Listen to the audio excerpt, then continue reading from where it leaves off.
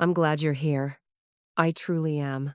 Because what I'm about to tell you, it's the kind of story that lodges itself in your soul, the kind that makes you question everything you thought you knew about love, about family, about the bonds we believe are unbreakable. My name is Eleanor, and just 6 months ago I had everything. A loving husband of 42 years, Richard, a beautiful home nestled in the Colorado mountains, and a son. Our son Ethan, who was the center of our universe.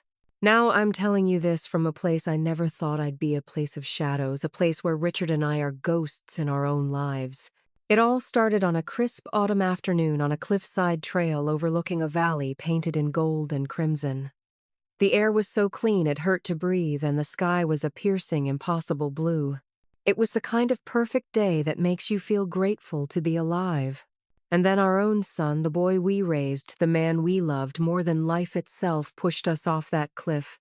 As we fell, as the world became a blur of sky and rock, and the roar of wind in my ears, I heard my husband's voice, a fierce, desperate whisper that cut through the terror. Pretend we're dead, and that's what we did. But what happened before that moment, and what came after, that's the story I need you to hear. I need you to understand how the perfect family can become the perfect lie. Richard and I weren't born into wealth. We were just two kids from Denver with a dream. He was the brilliant engineer, the strategist, and I was the people person, the one who could build relationships out of thin air. Together, we started a small tech company, Maxwell Dynamics, in our garage. We poured our blood, sweat, and every dime we had into it. I remember the nights we'd fall asleep on a pile of blueprints fueled by cheap coffee and the sheer force of our ambition. When Ethan was born, he became our new fuel. Everything we did was for him. We wanted to build a legacy he could be proud of, a world where he would never have to struggle as we did. And we succeeded. Maxwell Dynamics grew into an empire, a leader in sustainable technology. We had a sprawling headquarters, hundreds of employees who we considered family, and a beautiful estate in the mountains that felt more like a sanctuary than a house. Ethan grew up surrounded by love and privilege, but we were careful to instill in him the values of hard work and humility. He was a bright kid, charming and sharp. He went to Stanford, got his MBA, and when he came to join the company, we were the proudest parents in the world. We started him at the bottom, just like any other employee. We wanted him to earn his place, to understand the business from the ground up. And for a while, it seemed to be working. He was eager, he learned quickly, and the employees adored him. He married his college sweetheart, Chloe, a woman who seemed as polished and perfect as a porcelain doll. She was ambitious, intelligent, and she doted on Ethan.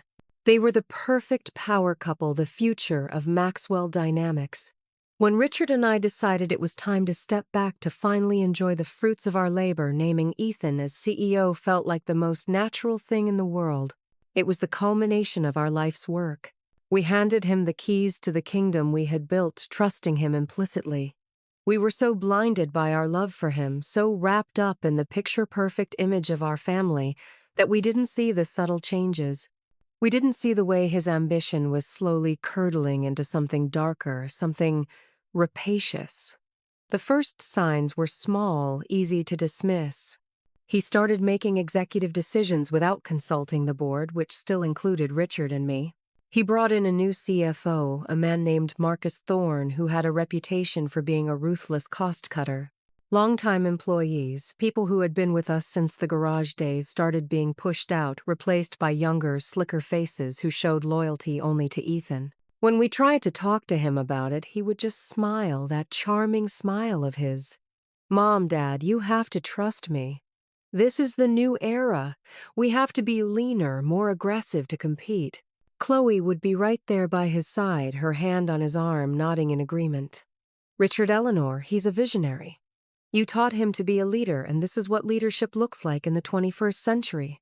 They were so convincing, so united, that we'd back down, telling ourselves we were just old-fashioned, that we needed to let the new generation take the reins. We wanted to believe in him so badly. He was our son, our golden boy.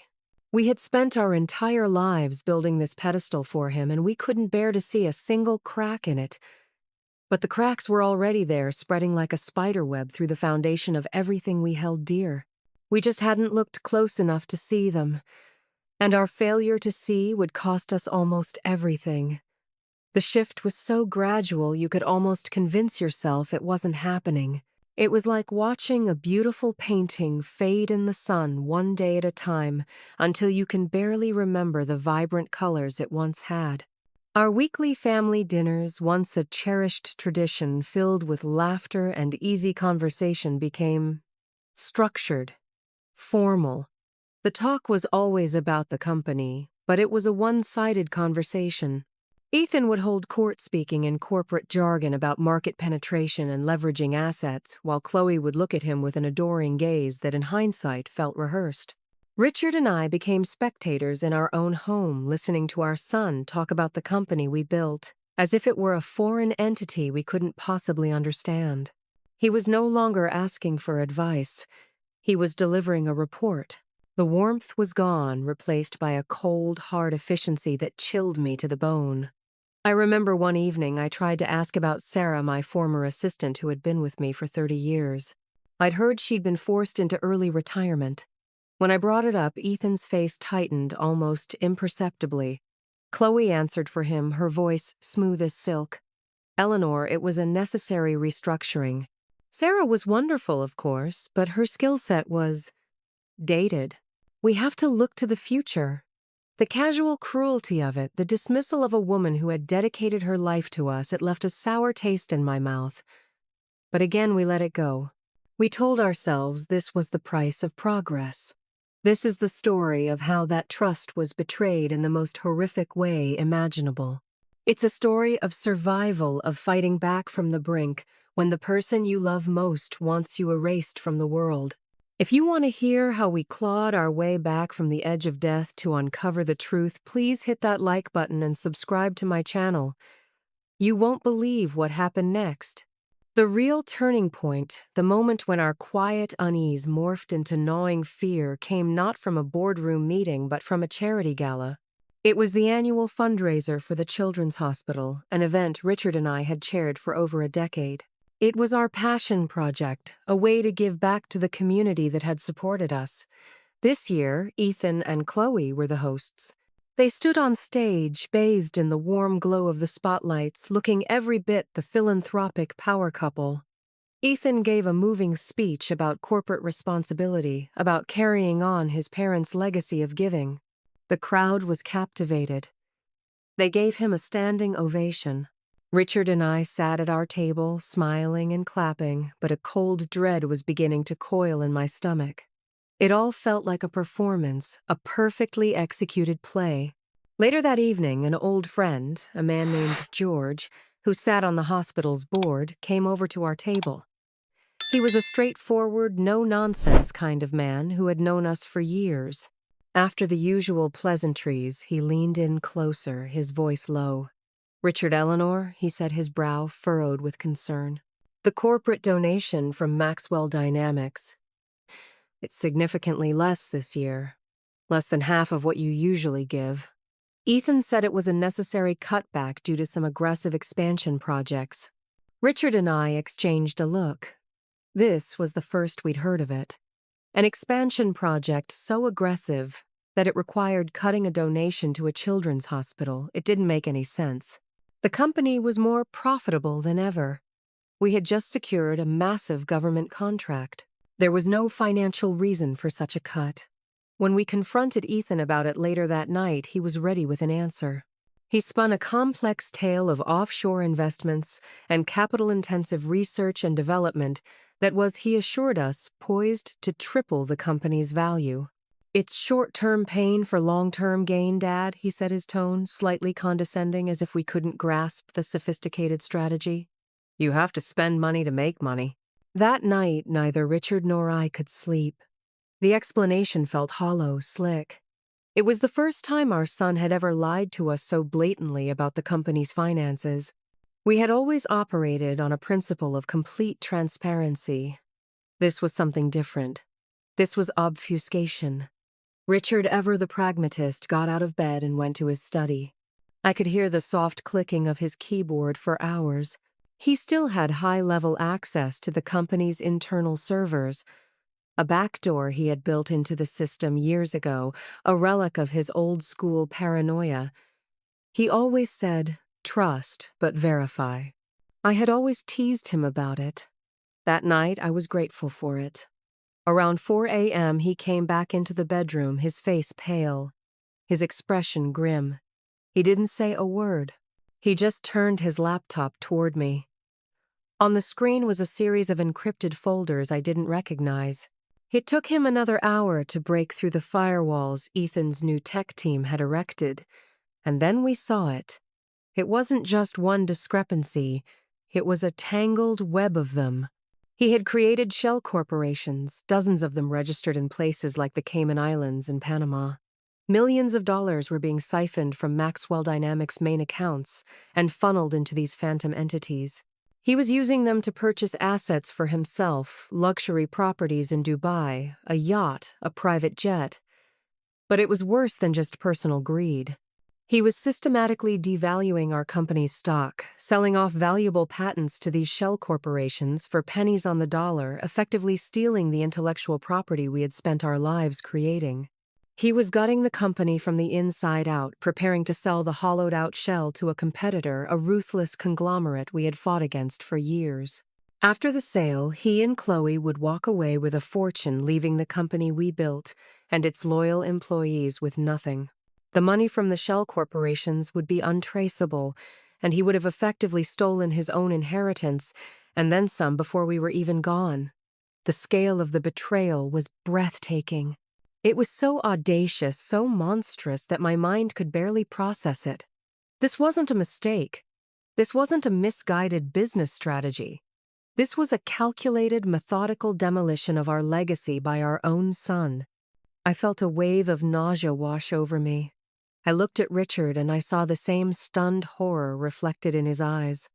The boy we had taught to ride a bike, the teenager we had helped with his calculus homework, the man we had proudly handed our life's work to was a thief, a con artist, and we had been his primary marks. We sat there in the pre-dawn stillness, the damning evidence glowing on the screen in front of us, and a terrible, cold realization settled over us. We knew his secret, and for a man willing to go to these lengths for money, a secret like that was a dangerous thing to know. We had no idea just how dangerous. We thought the problem was financial. We were about to learn that our son's depravity had no limits, and that he would do anything, absolutely anything, to protect his new stolen empire. The silence in the study that morning was heavier than any I've ever known. The rising sun cast long golden fingers of light across the room, illuminating the dust motes dancing in the air, but it brought no warmth. It felt like the world outside was moving on, oblivious to the fact that our own world had just shattered. Richard finally broke the silence, his voice raspy with exhaustion and disbelief. "What do we do, Eleanor?" It was a question I had never heard from him before. Richard always had a plan. He was the chess player, always thinking 3 moves ahead. To see him so lost, so utterly adrift, was terrifying. My first instinct was pure primal rage. I wanted to storm into Ethan's office, slap the evidence down on his desk, and demand an explanation. I wanted to scream and cry and ask him why. But Richard, even in his shock, was more cautious. "No," he said, shaking his head slowly. "We can't go in hot. He's not the boy we know. This man is a stranger, a dangerous one. If he's capable of this level of deceit, we have to assume he's capable of anything." His words sent a chill down my spine. He was right. We were no longer dealing with our son. We were dealing with the architect of a massive criminal enterprise. We spent the entire day locked in the study, piecing together the puzzle. We printed out bank statements, transaction logs, and corporate ownership documents. The more we dug, the uglier it got. Chloe was deeply involved. Her name was on several of the shell corporations as a silent partner. That perfect porcelain doll was a co-conspirator. The new CFO, Marcus Thorne, was the one facilitating the transfers, the puppet master pulling the financial strings. It was a conspiracy, And Richard and I were the only ones who knew the truth. We talked about going to the authorities, to the SEC, but the evidence, while damning to us, was complex. It was a labyrinth of international banking laws and corporate loopholes. It would take months, maybe years, for investigators to unravel. And in that time, what would Ethan do? He would know we were the ones who exposed him. The thought of what he might do to protect himself was too horrifying to contemplate. So we settled on a different approach. A family approach. It was naive, I see that now. It was the desperate act of parents who still, despite everything, couldn't believe their son was truly a monster. We decided we had to confront him directly, but not in a hostile way. We would appeal to the small part of him that we prayed was still our son. We would show him that we knew, and we would give him a chance to make it right, to undo the damage before it was too late. We thought if we could just get him away from the city, away from Chloe and Marcus's influence, we could talk to him, really talk to him like we used to. We had a family cabin, a beautiful, rustic place deep in the San Juan Mountains. It was our sanctuary, the place we went for holidays, the place where Ethan had caught his first fish and learned to ski. It was filled with happy memories. We thought that if any place could bring our son back, it would be there. I called him that afternoon, my hand trembling so badly I could barely hold the phone. I kept my voice as light and cheerful as I could muster. "Ethan, honey, your father and I were thinking. It's been so long since we all went up to the cabin. The aspens are turning, it's absolutely breathtaking. What do you say we all go up this weekend, just us? No work talk, just family time." There was a pause on the other end of the line. I held my breath. For a moment, I thought he would say no, but then his voice came back smooth and warm. "Mom, that's a great idea. I'd love that. Chloe has a charity thing she can't get out of, so it'll just be the three of us." Perfect. The relief that washed over me was so intense it made me dizzy. He wanted to come. He wanted to be with us. Maybe there was hope after all. Maybe we could fix this. Looking back, I am haunted by my own foolish optimism. We saw his acceptance as a glimmer of the sun we knew. He saw it as an opportunity. We were inviting him to a place of healing and reconciliation. He was accepting an invitation to a remote, isolated location with the two people who held the power to destroy him. We thought we were setting the stage for an intervention. He was using our stage to set his own trap. The drive up to the cabin on Friday was tense. We tried to make small talk, but the weight of our secret, of the documents locked in a briefcase in our trunk, was a physical presence in the car. Ethan, however, was perfectly at ease. He was charming, funny, telling us stories about his college days, asking about our plans for retirement. He was playing the part of the devoted son so flawlessly that for moments at a time I almost forgot the man I was sitting next to was a stranger who had stolen millions from us. He was a chameleon, a sociopath. He was putting us at ease, lulling us into a false sense of security before the final, terrible act. The mountains had never looked more beautiful or more menacing. We arrived at the cabin as the sun was beginning to set, casting the entire valley in a warm, ethereal glow. The air was crisp and smelled of pine and damp earth. For a fleeting moment, everything felt normal. This was our place. The stone fireplace, the worn leather armchairs, the faint scent of wood smoke that always lingered in the air, it was all exactly as we'd left it. Ethan seemed to relax too, or at least he put on a masterful show of it. He helped us bring our bags in, started a fire in the hearth, and opened a bottle of expensive red wine he'd brought. We sat by the crackling fire the way we had hundreds of times before, and the tension from the car began to melt away, replaced by the comforting rhythm of old habits. I allowed myself a flicker of hope. Maybe Richard was wrong. Maybe this wasn't a cold, calculating stranger, but our son lost and in over his head, needing his parents' help. The next morning, Ethan suggested we go for a hike. Like old times, he said with a nostalgic smile. "Let's take the summit trail. The view from Eagles Point will be spectacular today." The summit trail was our favorite. It was a challenging but rewarding climb that ended at a dramatic overlook. a sheer cliff that dropped hundreds of feet into the valley below. We had hiked it with him countless times as a child. It felt symbolic, a return to our roots. Richard was hesitant. I could see the unease in his eyes, but I squeezed his hand. "It's a good idea," I said softly. "The fresh air will do us all good." I still believed that conversation, that connection was possible. I believed in the power of this place and the bonds of our family. The hike up was mostly silent. The only sounds were the crunch of our boots on the gravel path and the whisper of the wind through the tall pines. Ethan walked ahead of us, setting a brisk pace. He seemed lost in thought. Richard and I walked side by side, the unspoken purpose of this trip hanging heavy between us. We reached Eagle's Point around noon. The view was, as Ethan had promised, breathtaking. We stood at the edge of the overlook, the whole world spread out before us. It was so beautiful, so peaceful. It felt a million miles away from the ugliness of shell corporations and stolen patents. Richard decided this was the moment. He cleared his throat, and the sound was unnaturally loud in the quiet mountain air. "Ethan," he began, his voice steady but gentle. "Son, we need to talk. We know what's been happening at the company." Ethan didn't turn around. He kept his back to us, staring out at the valley. For a long moment he said nothing. Then he spoke, and his voice was devoid of all the warmth and charm he'd been faking for the past day. It was flat, cold, and utterly devoid of emotion. You know, he said more a statement than a question.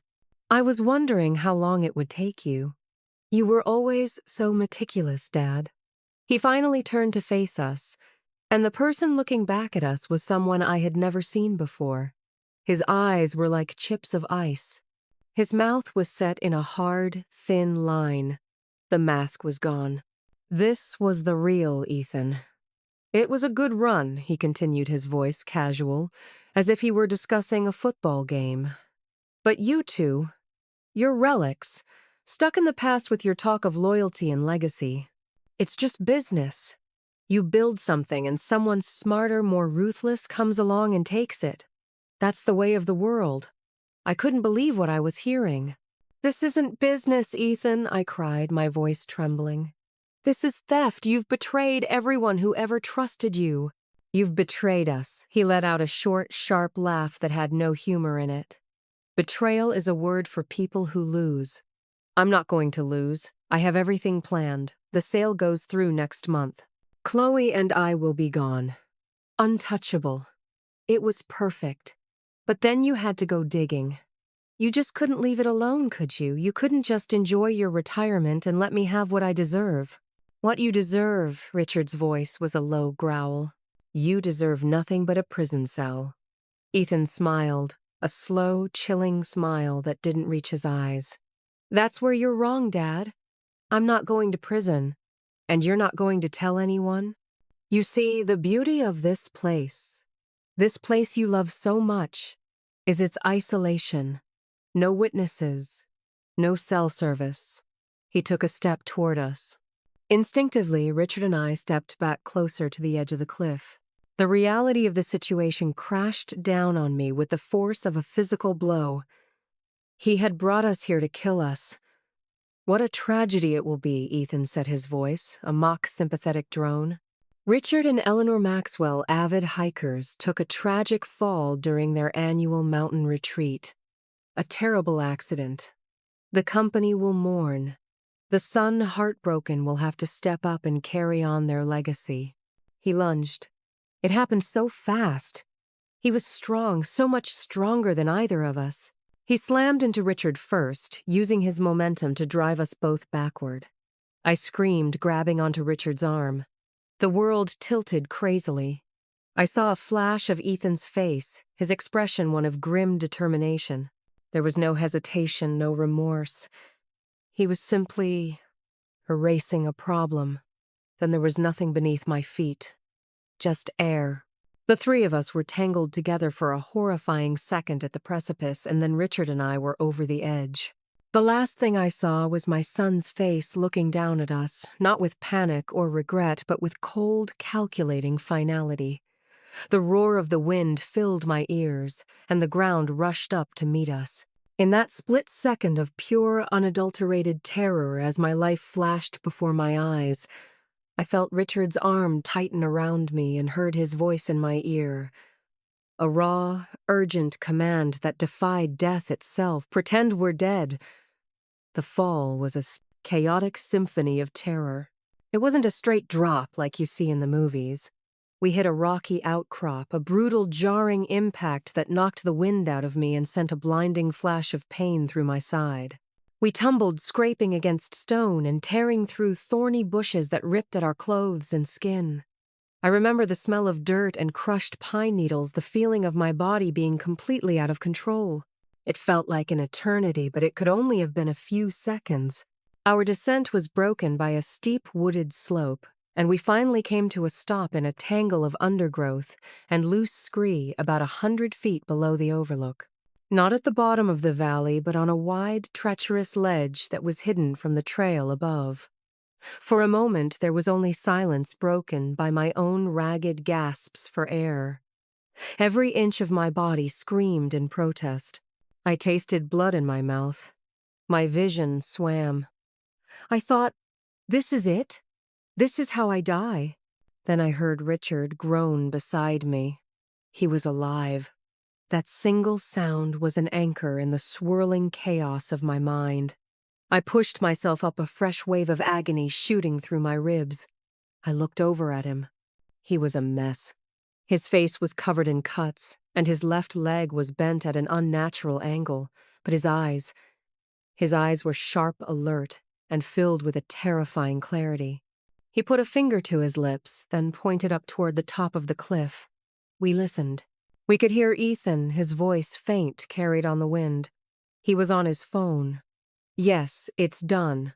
A terrible accident. I'm on my way down to call for help now. He was already building his alibi, playing the part of the grieving son. The cold that washed over me then had nothing to do with the mountain air. It was the chilling realization that our son was not only a murderer in his heart, but a meticulous one. He would lead the search party. He would find our bodies. And if by some miracle we were still alive, he would finish the job. Richard's whispered command from the fall echoed in my mind. Pretend we're dead. It wasn't just a desperate plea. It was a strategy. It was our only chance. We had to disappear before Ethan could confirm his kill. Richard grabbed my hand, his grip surprisingly strong. We have to move, he hissed, his voice strained with pain. Now, before he gets a search team up here. He tried to get up, but a sharp cry of pain escaped his lips as he put weight on his broken leg. He collapsed back to the ground, his face ashen. Panic seized me. We were trapped. Richard couldn't walk, and I was in no shape to carry him. That's when I remembered the old ranger's trail. It was a barely there path that cut across the face of the mountain, a shortcut the park rangers used for emergencies. We had seen it from the main trail years ago. It was dangerous, almost impassable, but it led down to the base of the mountain miles away from the main park entrance where Ethan would direct the search.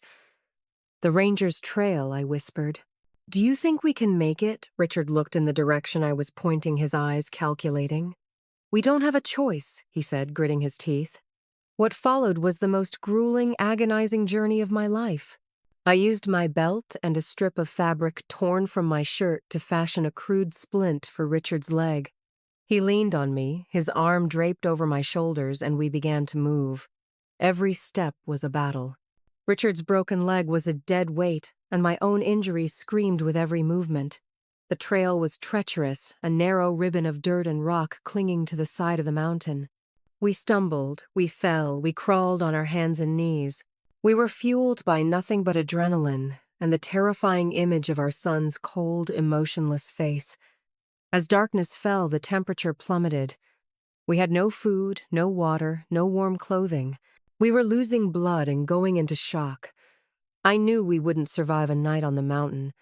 Just as I felt my own strength giving out, just as despair was about to swallow me whole, I remembered something else. A lifeline. A ghost from our past. His name was Arthur Vance. Arthur had been our head of security at Maxwell Dynamics for over 20 years. He was an ex-Special Forces operative, a man who moved in shadows and spoke in clipped, concise sentences. He was fiercely, almost fanatically loyal to Richard. He had retired 5 years ago to a remote off-the-grid cabin somewhere in these very mountains. Richard had helped him set it up a place to escape the world. He was the only person on Earth who would believe our story without question, the only one with the skills to help us. But getting to him was the problem. We had no phones, and even if we did, we couldn't risk making a call that Ethan could potentially trace. Then Richard remembered.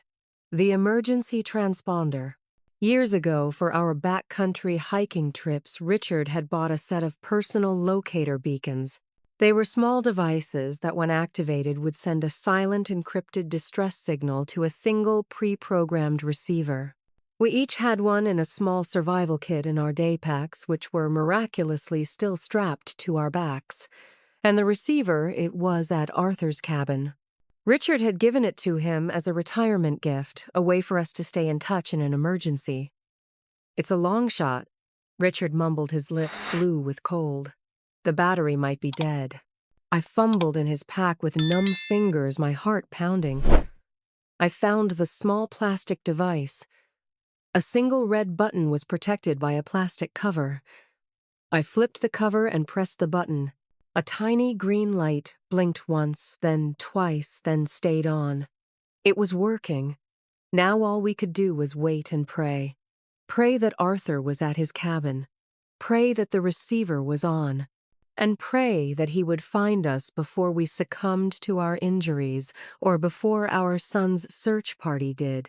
We found a small, sheltered alcove in the rocks and huddled together for warmth, drifting in and out of consciousness. The last thing I remember before darkness took me was the sound of a helicopter in the distance, its searchlight cutting through the night. It was Ethan's search party. They were looking for our bodies, and I prayed they would find nothing. I woke to the sensation of something warm and coarse being draped over me. My eyes fluttered open, and for a terrifying moment I was blinded by a bright light. Panic flared in my chest. "They've found us." But then a voice gravelly and calm cut through my fear. "Easy there, Eleanor. You're safe now." I blinked, my vision clearing. The face leaning over me was weathered and familiar, framed by a grizzled gray beard. It was Arthur. He was wrapping me in a thick wool blanket. I looked around. We were no longer on the cold, hard mountain. We were in a small rustic cabin, and the warm glow was coming from a roaring fire in a stone hearth. Richard was lying on a cot nearby. His leg expertly splinted, a look of profound relief on his pale face. Arthur had found us. The transponder had worked. He had picked up our signal just after midnight and had come for us on a quad bike, using old logging trails that weren't on any map. He had found us just as a wave of freezing rain began to fall. He told us later that we were minutes away from dying of exposure. He had carried us one by one back to his isolated sanctuary. Arthur's cabin was more of a fortress than a home. It was completely self-sufficient with solar panels, a well for water, and a stockpile of food and medical supplies that could last for years. There was no landline, no internet connection. It was a ghost's paradise. He listened to our story without a word of interruption, his expression unreadable. He cleaned and dressed our wounds with practiced efficiency. I had several broken ribs and a concussion. Richard's leg was a clean break of both the tibia and fibula. Arthur said it as best he could, but he was grim. "You'll need a real doctor, Richard. But we can't risk a hospital. Not yet." The next few days were a blur of pain, grief, and feverish planning. The physical recovery was brutal, but the emotional recovery was a landscape of its own special kind of hell. Every time I closed my eyes, I saw Ethan's face as he pushed us. I would wake up screaming, drenched in a cold sweat. I was mourning a son who was still alive.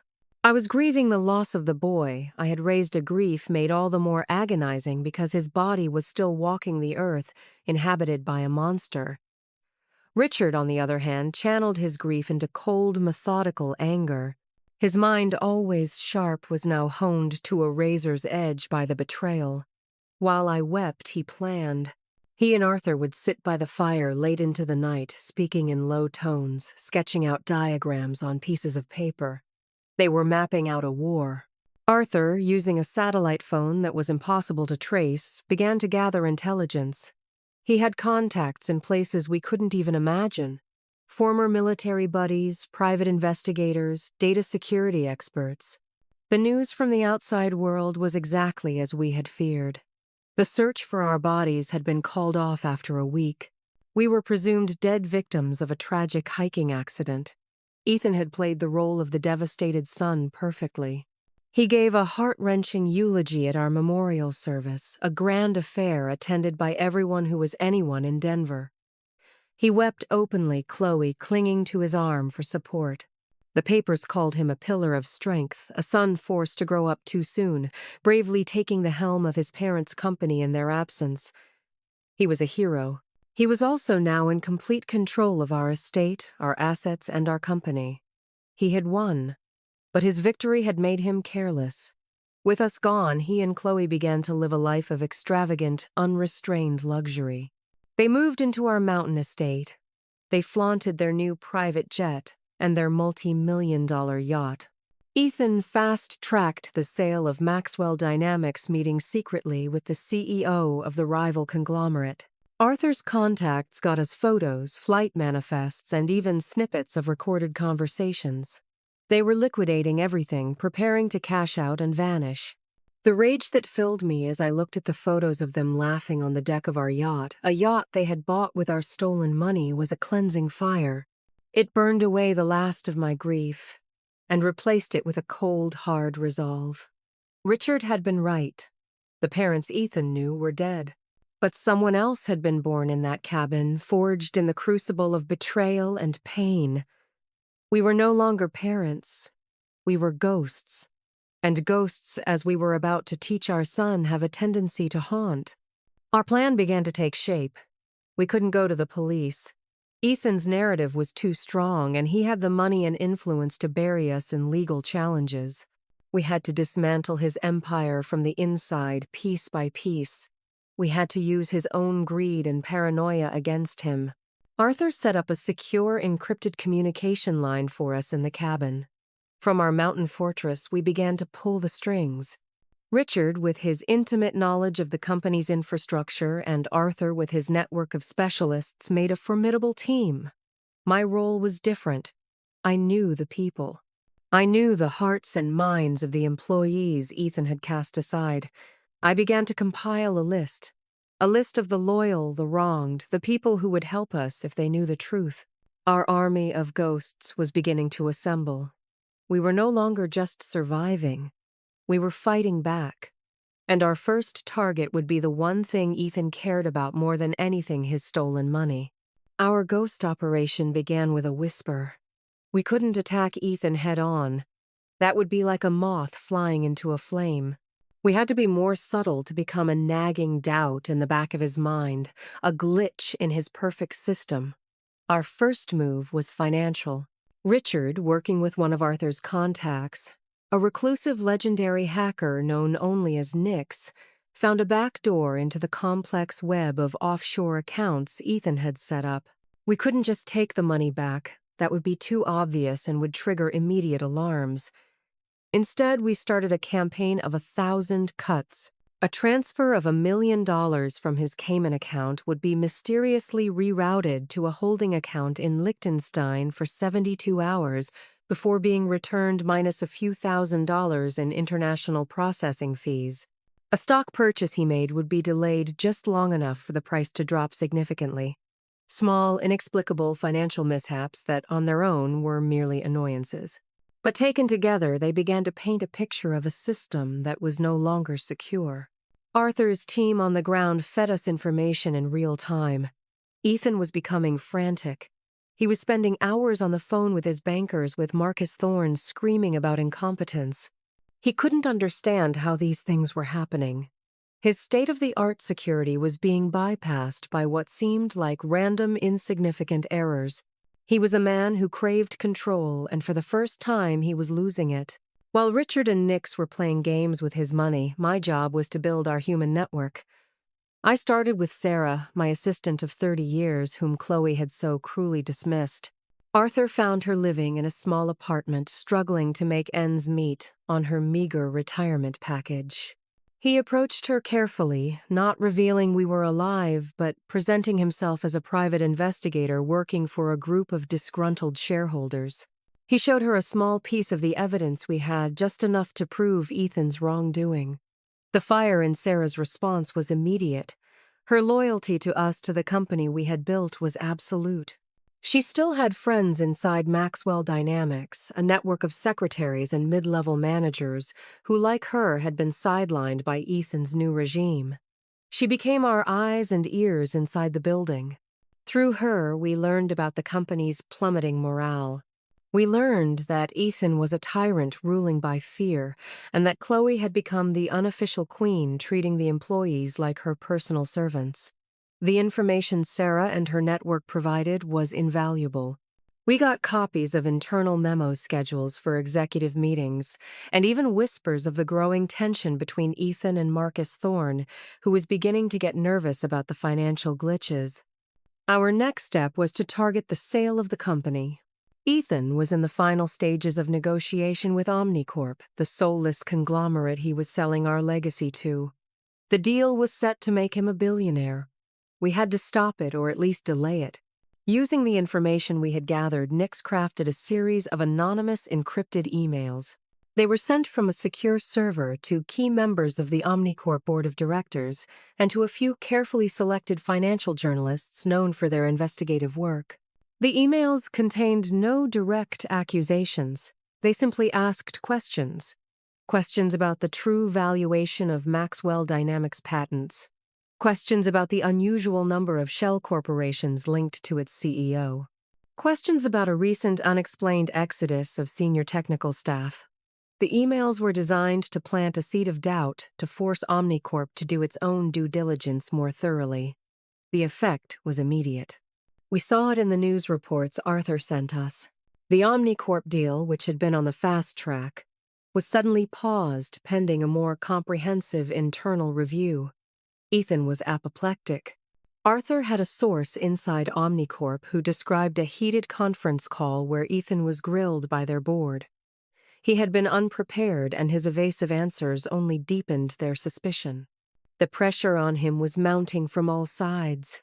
His money wasn't safe, his employees were whispering behind his back, and the deal of a lifetime was slipping through his fingers.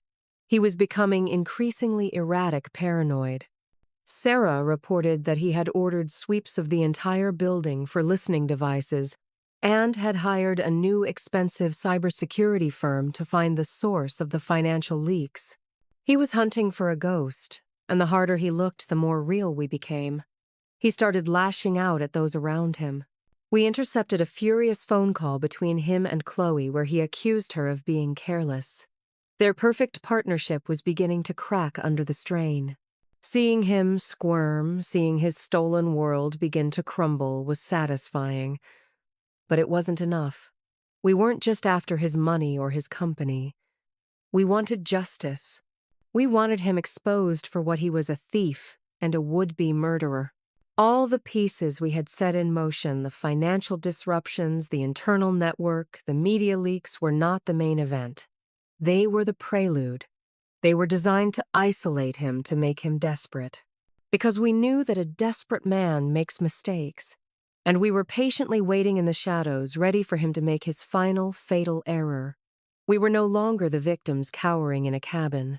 We were the hunters, and we were slowly, inexorably closing the net on our own son. The psychological warfare was taking its toll on Ethan. From our remote command center, we watched his life unravel through the steady stream of data Arthur and his team provided. He was a man besieged. The ghost we had created was now living in his head rent-free. He had his office, his home, and even his car swept for bugs on a weekly basis. He fired his entire IT department and replaced them with the expensive cybersecurity firm who, in a beautiful stroke of irony, were completely unable to trace the glitches because Nix was always 3 steps ahead, making the intrusions look like internal system flaws. The paranoia began to bleed into his personal life. He became suspicious of everyone. Sarah reported that he and Chloe now had shouting matches that could be heard through the thick wood of his executive office door. He accused her of lavish spending that drew attention. She accused him of incompetence for letting the Omnicorp deal stall. Their thieves' pact was dissolving into a pit of mutual recrimination. This was the perfect environment to escalate our campaign. It was time to move from digital whispers to something more tangible. It was time to make the ghost feel real. Richard devised the next phase. He called it Operation Legacy. The idea was to use their own memories, our shared past, against them. We started with something simple. On the anniversary of Richard's father's death, a bouquet of his favorite flowers, white lilies, was delivered anonymously to Ethan's office. There was no card. To anyone else, it was just a flower delivery. But Ethan knew. Richard had always placed white lilies on his father's grave on that exact day. It was a private tradition, a message from a dead man. Arthur's source inside the building described Ethan's reaction. He stared at the flowers for a full minute, his face white as a sheet before sweeping them off his desk in a rage. Next, we targeted Chloe. I knew that before she met Ethan, she had been a struggling art history major with a secret passion for a little-known 19th-century painter named Julien Dubois. She had written her thesis on him. It was a detail she had shared with me once late at night, in a rare moment of genuine connection. She had probably forgotten ever telling me, but I hadn't forgotten. Through one of Arthur's international contacts, we located a small, obscure Dubois sketch that was for sale at a private gallery in Paris. We purchased it through a cutout and had it delivered to their estate addressed to Chloe. Again, no card, just the art. A reminder of a life, a dream she had before she sold her soul for money. A secret only her dead mother-in-law could have known. We watched on the estate's security cameras, which Arthur's team had hacked as she opened the package. She stood in the grand foyer of our former home holding the small framed sketch, and her mask of cold composure completely shattered. She sank onto the bottom step of the grand staircase and wept. These were not just pranks. They were precision strikes designed to fray their nerves to make them feel watched, not by an external enemy, but by the very people they thought they had eliminated. We wanted them to feel haunted by our memory, our presence. The final touch in this phase was the most audacious. Maxwell Dynamics was holding its annual Innovation Gala, a massive black tie event to showcase the company's new products. Ethan was using it as a PR move, a way to project strength and stability to reassure Omnicorp in the market. He was scheduled to give the keynote address. The night of the gala, as Ethan stood on stage, ready to deliver his speech, the large screen behind him, which was supposed to be displaying the company logo, flickered. For a split second, less than a second, the logo was replaced by a single image, a family photo. It was a picture of Richard, Ethan, and me taken years ago at the cabin, all of us smiling, the mountains in the background. Then it was gone, replaced again by the logo. It was so fast that most people in the audience probably thought it was a technical glitch. But Ethan saw it. We watched the live feed from our cabin. We saw him freeze at the podium. We saw the color drain from his face. We saw the sweat bead on his forehead. He stumbled over his opening lines, his carefully rehearsed speech forgotten. He looked out into the darkness of the auditorium, as if he expected to see us sitting in the front row. The ghost was no longer just in his head. It was in his house, in his office, and now it was on a 50-foot screen at the most important event of his career. He was coming undone, and that was exactly what we wanted. The pressure, the paranoia, and the constant unnerving reminders of us were pushing him toward a breaking point. He was becoming desperate to finalize the Omnicorp deal and escape the net that was tightening around him.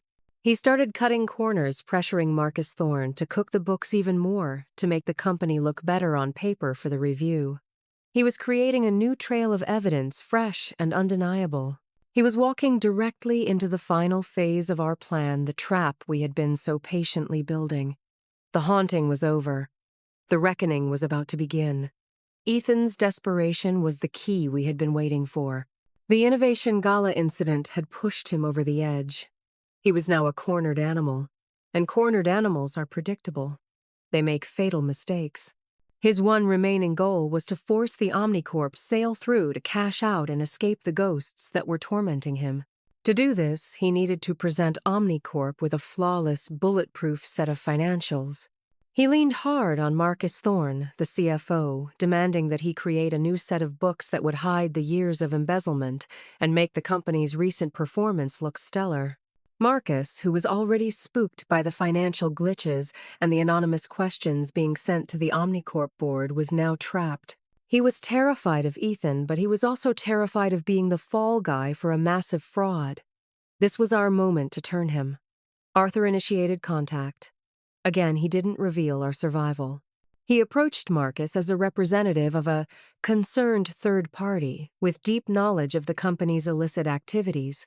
Arthur laid out a simple, brutal choice for him to go down with Ethan when the whole scheme inevitably collapsed, or cooperate and receive protection and a plea deal. He showed Marcus just enough evidence, a few key transaction records that directly implicated him to prove that we knew everything. Marcus folded within hours. He was a creature of self-preservation, not loyalty. He agreed to become our inside man. This was the final piece of the puzzle. With Marcus on our side, we no longer had to rely on hacking and whispers. We had direct access to the fraudulent documents Ethan was creating. Marcus began feeding us everything: the falsified profit and loss statements, the backdated contracts, and most importantly, recorded conversations he had with Ethan. He wore a wire to their meetings, capturing Ethan, explicitly instructing him to commit fraud. "I don't care how you do it, Marcus," we heard our son's voice say on one recording, cold and sharp. "Make the numbers work. Bury the old transfers. This deal has to close." We now had an ironclad case. We had the original evidence of his embezzlement, and now we had new irrefutable evidence of his attempts to defraud Omnicorp, complete with his own voice condemning him. The question was no longer if we could expose him, but how. Going to the SEC or the FBI was still risky. A man like Ethan, with his resources, could tie the case up in legal battles for years. We didn't want a quiet, drawn-out legal process. We wanted a public execution. We wanted to strip him of his reputation, his power, and his freedom in a single devastating blow. We wanted the world to see the monster behind the charming mask, the same way we had on that cliffside. The stage for this final act was already set: the annual Maxwell Dynamics shareholder meeting. It was scheduled to take place in 3 weeks at a grand hotel ballroom in downtown Denver. It was the one event Ethan couldn't cancel. He had to face the shareholders to get their final approval for the Omnicorp sale. He planned to use the falsified financials to present the deal as a massive win for everyone. He would be the hero who had saved the company and secured their future. Our plan was to hijack his triumph and turn it into his downfall. The plan was complex and required perfect timing. Arthur, Marcus, and Nix worked in concert. Marcus, as CFO, was in charge of the presentation materials for the meeting. He ensured that the system that would run the slideshow and videos was one that Nix could easily access remotely. Arthur's team did a physical reconnaissance of the hotel, mapping out the security cameras, the exits, and the A divided by V control room. We decided against a live reveal. It was too unpredictable. Instead, we would create a video. A short, powerful documentary that would lay out the entire conspiracy from start to finish. I would narrate it. The thought of it made my stomach clench, but I knew my voice had to be the one to tell the story. Richard and I spent days writing the script carefully, weaving together the financial data, the timeline of the fraud, and the audio clips of Ethan's own words. We would tell the world not only that he was a thief, but that he had tried to murder his own parents to cover his tracks. The final piece of the puzzle was our own reveal. We couldn't remain ghosts forever. We decided that after the video played, after the initial shock had ripped through that ballroom, Richard and I would walk onto that stage. We would be there in the flesh to confront our son and watch his world burn to the ground. The risk was immense. We would be exposing ourselves, making ourselves vulnerable again. But we knew it was the only way. The story had to come from us. The world had to see that we had survived. The days leading up to the meeting were the most tense of my life. We were cooped up in the cabin watching the final preparations unfold on a bank of monitors Arthur had set up. It felt like a mission control room before a rocket launch. Everything had to be perfect. There was no room for error. On the morning of the shareholder meeting, Arthur came to the cabin with 2 sets of clothes. A disguise for the drive into the city, and a quiet, determined look on his face. "It's time," he said. As we drove down the mountain, leaving our sanctuary behind, I looked over at Richard. He looked older, worn down by the ordeal, but his eyes were blazing with a fire I hadn't seen in years. We were terrified, but we were ready. We were about to step back into the world not as victims, but as instruments of a long overdue reckoning. The air in the ballroom of the Grand Hyatt was thick with an almost palpable buzz, a collective hum of expectation. It was an atmosphere carefully cultivated by Ethan Maxwell, designed to celebrate his imminent triumph.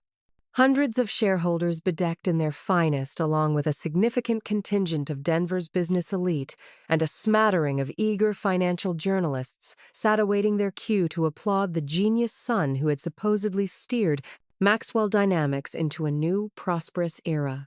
Richard and I, along with Arthur, remained hidden in a small, private room adjacent to the main stage, watching the scene unfold on a closed-circuit monitor. Every beat of my heart was a frantic drum against my ribs, echoing the immense tension that had built over weeks of meticulous planning. I clutched Richard's hand, his familiar warmth, a small comforting anchor in the surging tide of my anxiety. On the screen I saw Chloe in the front row, a vision of polished elegance in a designer dress, her features composed yet betraying a subtle, almost predatory smirk. Her eyes, I imagined, were already calculating the billions, the extravagant future she believed was hers for the taking. Then the moment arrived.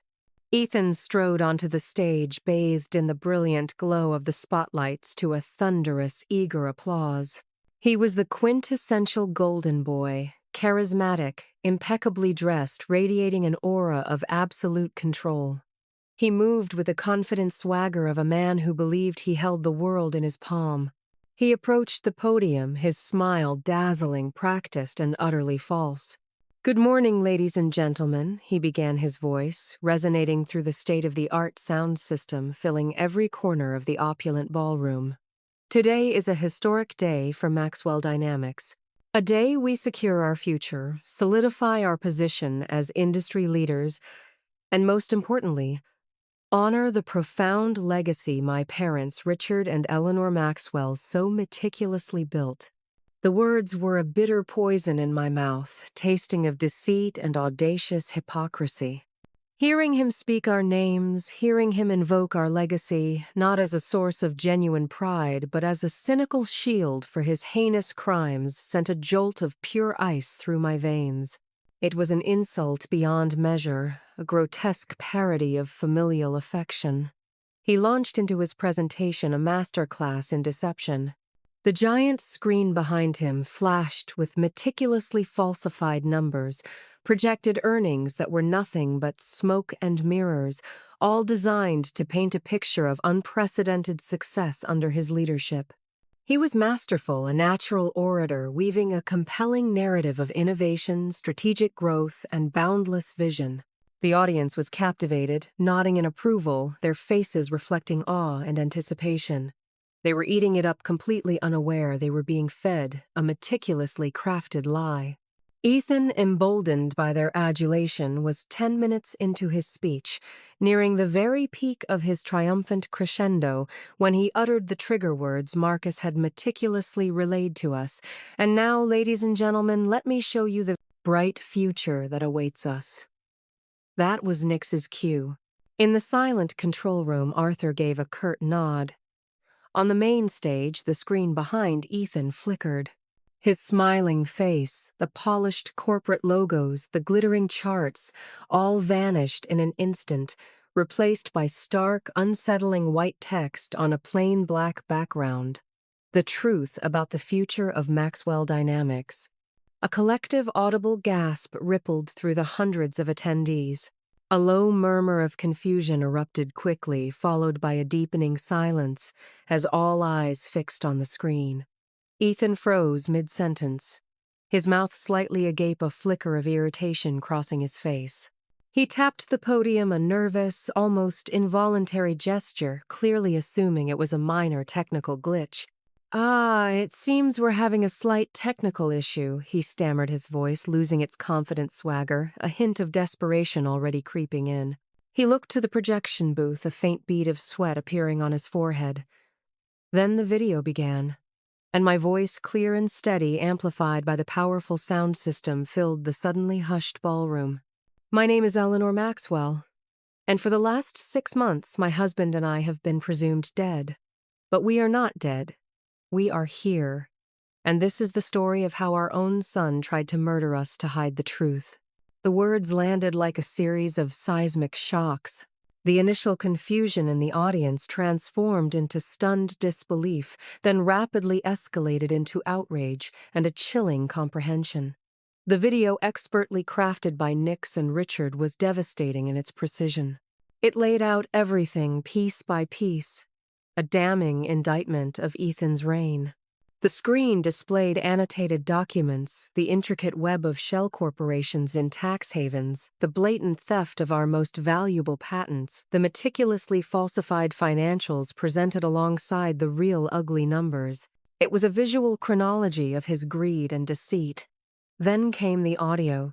The ballroom, once filled with Ethan's persuasive rhetoric, was now permeated by the chilling sound of his own voice. Cold and sharp, captured by Marcus's hidden wire, explicitly instructing his CFO to commit fraud. I don't care how you do it, Marcus, his voice echoed, devoid of any warmth. Make the numbers work. Bury the old transfers. This deal has to close. Each word was a nail in his coffin, a self-incrimination that left no room for doubt. The collective shock in the room was a palpable, almost suffocating force. People were on their feet, some shouting in disbelief, others pointing furiously at the screen, at Ethan, at Chloe. I watched Chloe's perfect, composed face collapse into a mask of pure, unadulterated horror. Her hand flew to her mouth, her eyes wide, darting frantically around the room, as if seeking an escape route or a denial that would never come. Ethan himself stood at the podium, completely paralyzed. His dazzling smile had vanished, replaced by an ashen, ghostly pallor. His eyes were wide, vacant, staring blankly ahead. He looked like a man who had just seen the most terrifying apparition, a man whose carefully constructed reality had imploded around him. He looked like he had just seen a ghost. And then he did. The video concluded with a final, chilling statement from me, my voice imbued with the cold, hard weight of undeniable truth. He stole our company. He stole our legacy. And when we discovered his secret, he took us to our favorite place on earth and pushed us off a cliff, leaving us for dead.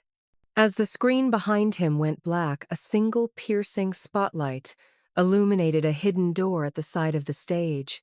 And from that door, Richard and I walked out. The room erupted.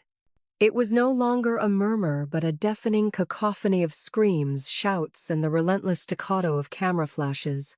Disbelief, outrage, and sheer terror rippled through the hundreds of attendees.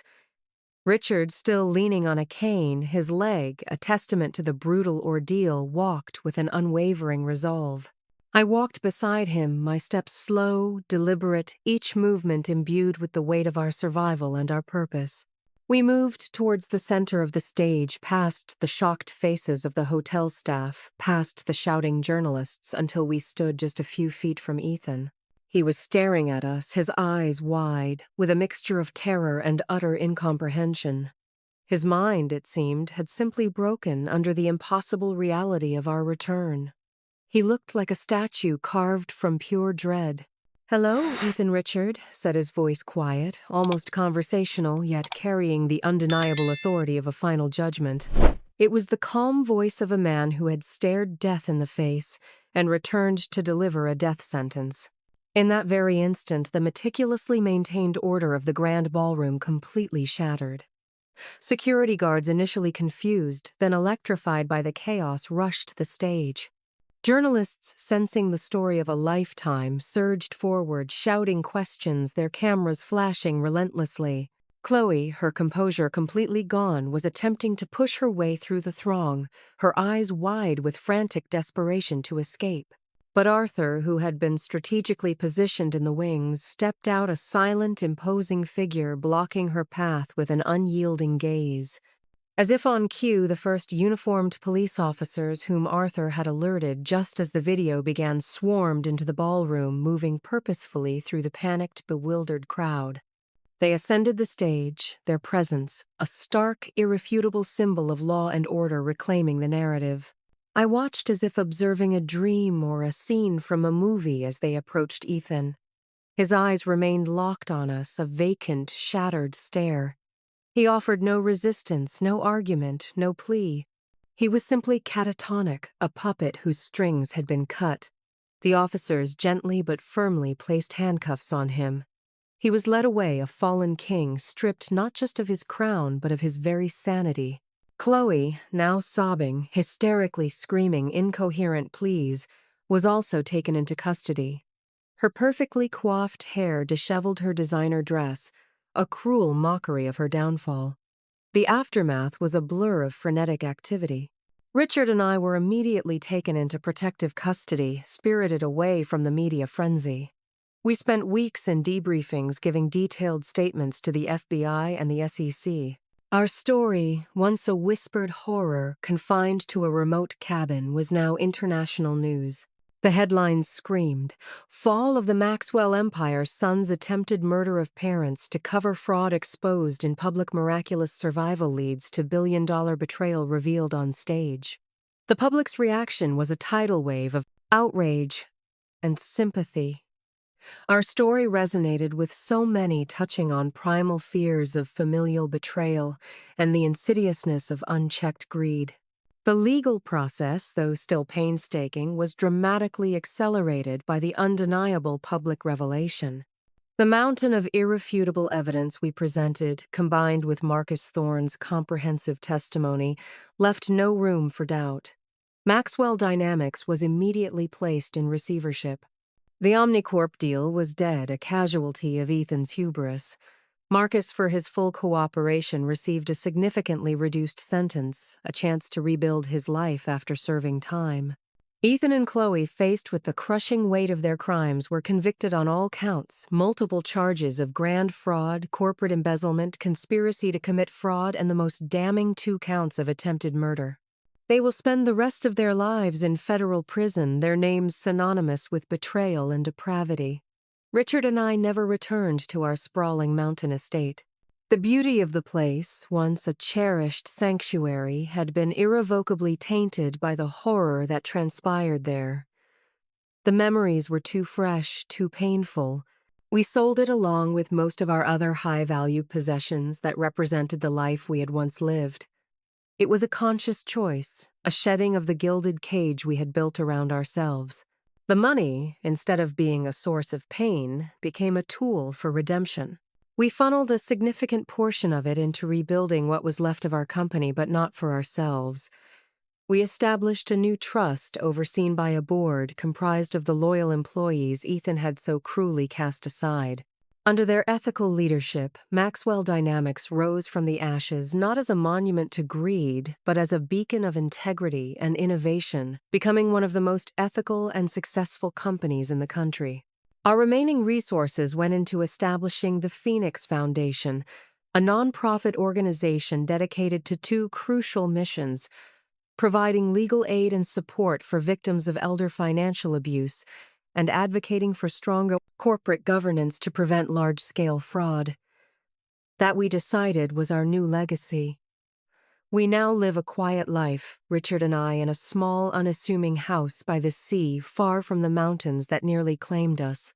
The physical scars, the broken bones, the deep lacerations, they have healed, fading into faint lines on our skin. But the other scars, the ones etched onto our souls by the profound betrayal of our own son, they remain. There is a wound in my heart, a gaping, aching emptiness, where a son once lived a hole that no victory, no justice can ever truly fill. I lost my son on that cliffside, not to death, but to a moral abyss, and that grief, I've come to understand, is a different kind of burden. Yet we survived. We fought back from the brink of absolute annihilation. We took the worst betrayal imaginable, and through sheer force of will, transformed it into a new purpose, a new meaning for the remainder of our lives. We pretended we were dead, stepping into the shadows so that we could truly learn how to live again, how to fight for what is right, and how to define our own legacy. Our story is a testament to the fact that, even in the darkest valleys of human treachery, resilience can bloom, and new life can be forged from the ashes of unimaginable loss. Thank you for being here, for listening to our story. It's a harsh truth, but sometimes the only way to heal is to confront the deepest wounds. If our journey has resonated with you, if you've found strength or understanding in our words, please consider liking this video and subscribing to my channel. Your support helps us share these vital stories and continues to fuel the Phoenix Foundation's work. What would you do if your world was shattered by an unthinkable betrayal? Share your thoughts in the comments below. We're always curious about your perspectives. And be sure to check out the other stories on my channel. There's so much more to discover, to learn, to heal from. With heartfelt greetings until next time.